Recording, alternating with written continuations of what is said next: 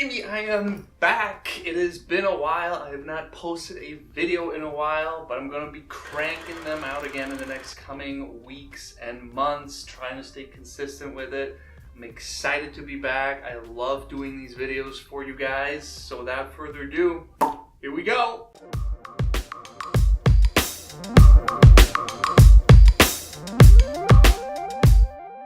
So between 2013 and 2016, hackers tried to steal over $3 billion by essentially committing wire fraud. Real estate transactions are a huge chunk of that $3 billion. So today I'm not going to give you one, I'm not going to give you two, I'm going to give you 3 quick tips of how to protect yourself in a real estate transaction.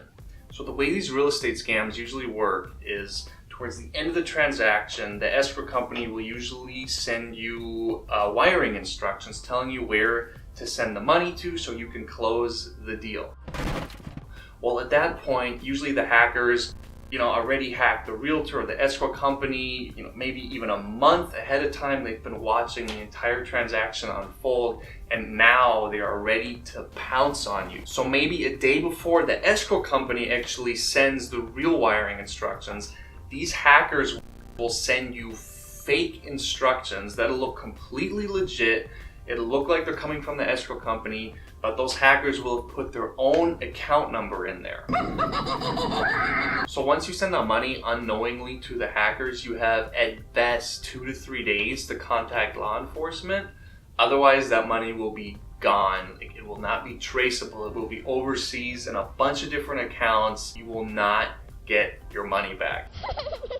People's entire life savings have been lost with scams like this, and it happens just about every day. So how do you protect yourself? It's actually pretty easy. You just have to go old school and actually pick up the phone. That's right, I said pick up the phone.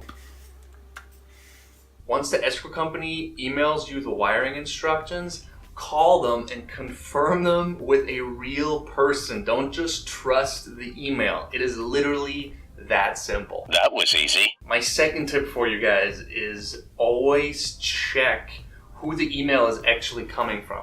Just because the email says it's coming from Bob doesn't mean it's actually coming from Bob. Look in the actual details of the email and look at the actual email address. Is it coming from bob@gmail.com, or is it coming from just a crazy email address that you can't even pronounce? That should be your first big red flag. And my third quick tip for you guys, always check the link before you click on anything in the email. There's an email coming from me or your lender or your escrow company, and it's telling you need to sign in here or you need to look at this document online. Don't just click on the link. Usually you can hover over the link with your mouse and it'll tell you, is the link actually going to your escrow company's website, or is it some crazy domain name out of Guatemala? Check these things out. At the end of the day, it really just comes down to using some basic steps, using common sense, using your brain. If you really look at some of the big hacks that have happened over the past few years, literally a 12-year-old could do them. You don't want to be that person that loses their life savings and has to start all over again. So take the extra time, protect yourself, and I'll see you soon.